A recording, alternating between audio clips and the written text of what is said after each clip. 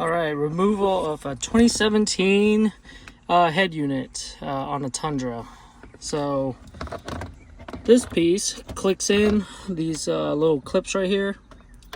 There's little brackets for them to click in as such, and they click in. All I do is once you disconnect the car battery, I just kind of put my thumb in these 12 volts plug outlets, and I'll kind of put pressure on the bottom and the top and kind of pop this side out, and then I do the same on the opposite side. These plugs are pretty easy to take off. So there's some of them will have these little clip on the back that you can press and pull. These you can just slide off, and then you kind of work your way up from the bottom to the top. For the middle section, you just put your hand behind here and kind of push it towards you. Just be gentle so you're not breaking the plastic clips on the back. And then following that, you're gonna have two 10mm bolts right here, and then two 10mm bolts on the sides. You're gonna need a deep socket and or extension for your ratchet to reach these on the back. And then once those are out, you can just pop the head unit off like you've done for the bottom two. So and this is the one I will be replacing. I replaced this.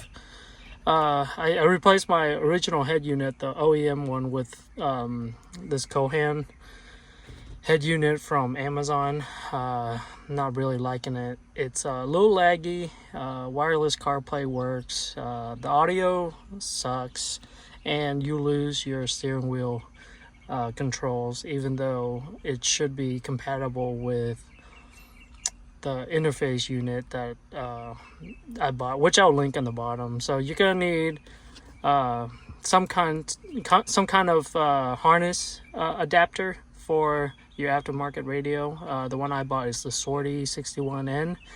And then you're also gonna need to buy this faceplate, so you can put either a double DIN or a single DIN head unit in.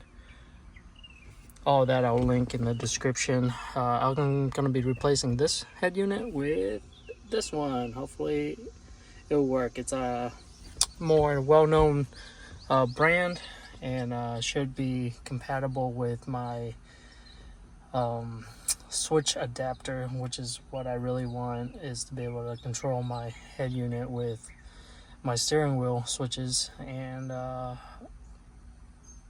well, next I will show you how to assemble the harness with the harness that comes with the head unit. See you in a little bit.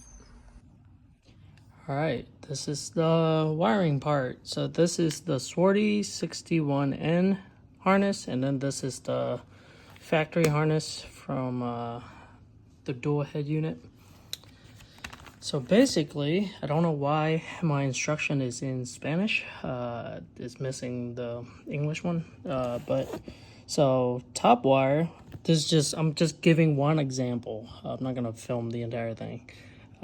So top one, white, and then this is left front positive is the top wire. So you're looking for the white wire.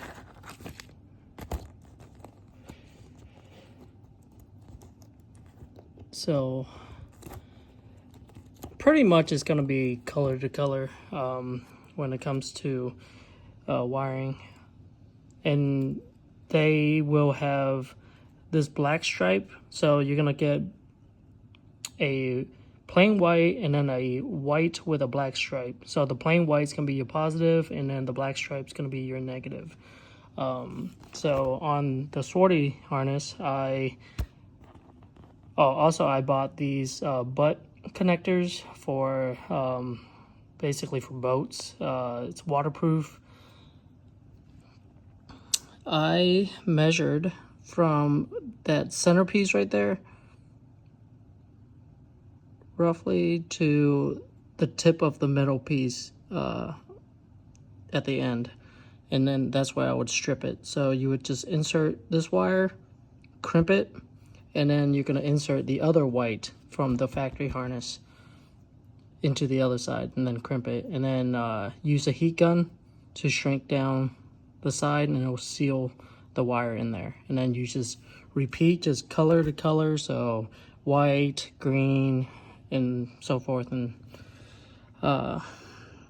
then everything else is pretty self-explanatory. You just have to follow the instructions from the factory harness to the SWRTY harness, and then eventually you can have one giant harness. So I'll resume whenever I'm done. All right, this is what it will look like if you're doing it my way.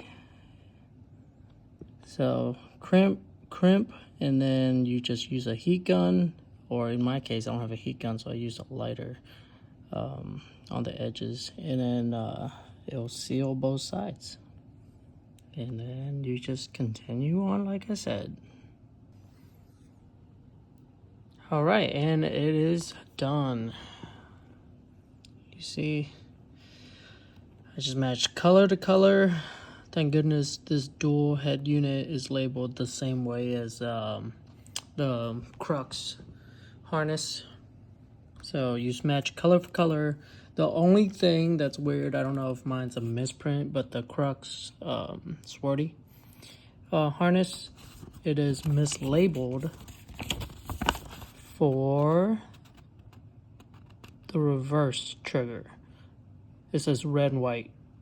However, the harness is purple and white, so I don't know if I just have a misprint one, but if yours looked the same, then that's your reverse trigger. I think it's this one. Yep. And it's labeled over here. And another thing, I learned this from installing the Corhan head unit. I don't have subwoofers or anything. I don't have like an aftermarket amp. However, you need to connect the amp turn-on wire to the amp turn-on wire of the radio in order for your radio to actually turn on. Not sure why that is. And for your steering wheel control, you just have to follow the sequence in the back here. So mine's a dual. So on the radio side, you go off, on, and then on the vehicle side, you go off, on. And this is where you set it. So first 4, off, on. Last 4, off, on. And then it plugs.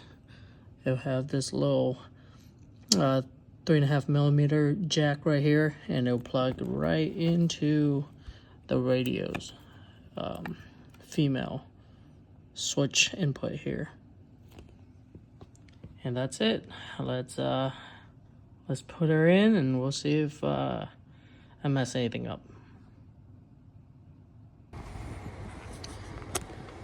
Alright, so this is a long time after I finished the install. Everything worked well for a while, and then all of a sudden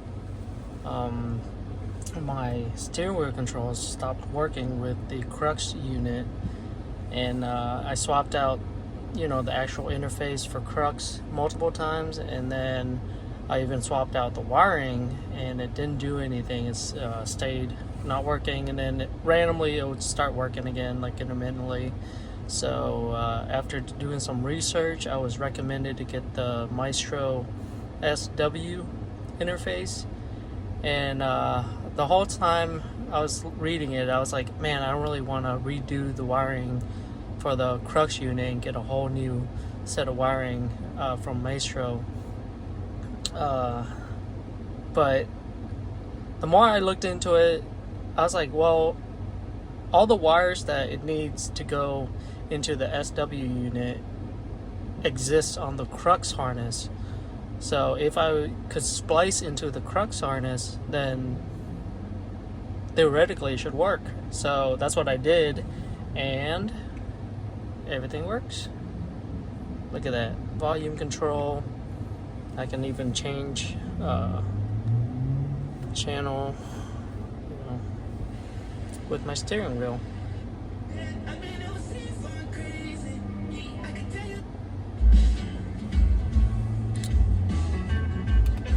There it is.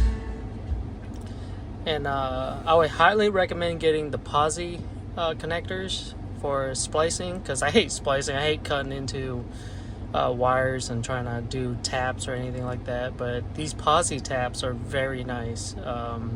I'll post the link into the description, into the details, and you know, y'all can buy the same ones. But the main reason why I didn't want to, Crux harness is already there. I wanted to do all the splicing on that harness instead, because if anything goes wrong, I can get rid of that harness, get a new one.